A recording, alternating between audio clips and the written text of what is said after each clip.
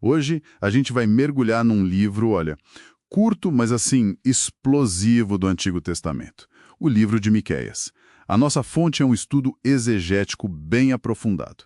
E a missão aqui é tentar entender por que a voz desse profeta, lá do século 8 a.C., por que ela ainda ecoa tão forte. Ele fala de injustiça, de uma religião de fachada e, ao mesmo tempo, de uma esperança que nasce de onde ninguém espera. O cenário é tenso.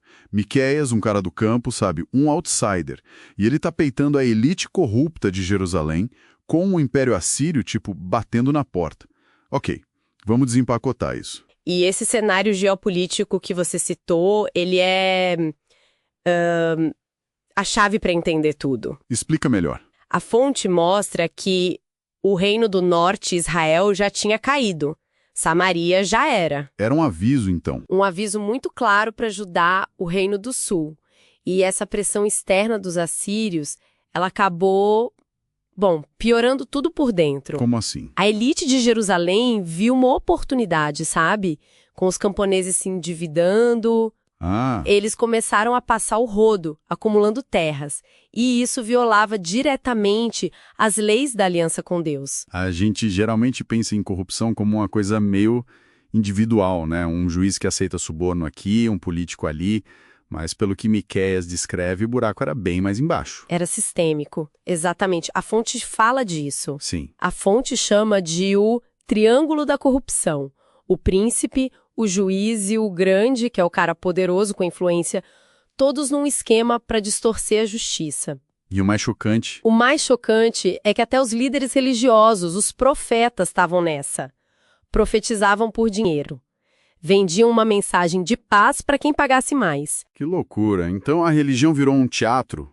Um ritual completamente vazio que Miqueias dizia que Deus rejeitava por completo. Pera um pouco. Então, de um lado, os profetas oficiais vendendo paz e amor.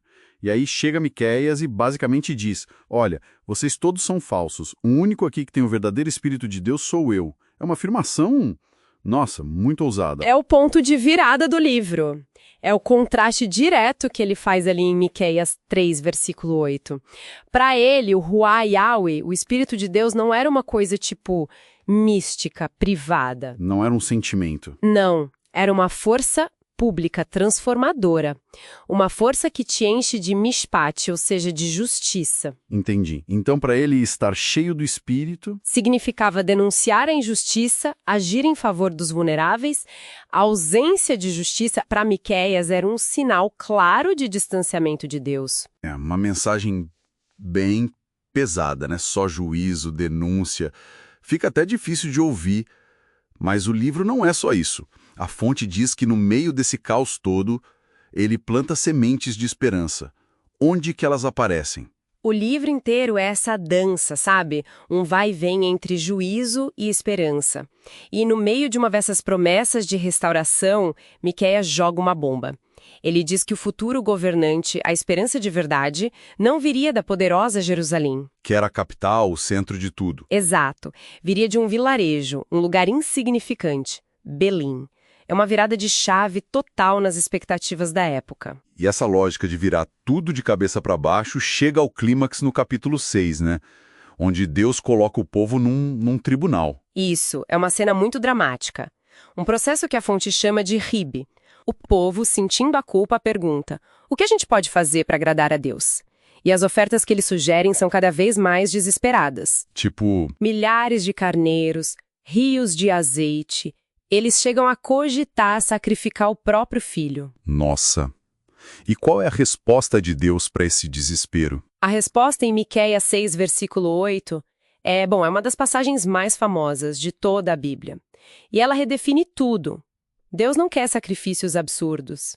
Ele exige 3 coisas. E quais são? Primeiro, praticar a justiça, o mishpat, é a ação concreta para consertar a sociedade. Segundo, amar a misericórdia, hesed, que é uma lealdade ativa com compaixão. E terceiro, andar humildemente, tchaná, com o seu Deus. Uma obediência, assim, sem arrogância. A fonte resume isso de um jeito que eu achei genial. Diz que praticar a justiça e amar a misericórdia é muito mais difícil do que comprar um cabrito para ser sacrificado. É isso. É uma inversão completa da lógica religiosa da época. E essa é a grande lição de Miqueias, sabe? Espiritualidade genuína e justiça social são inseparáveis.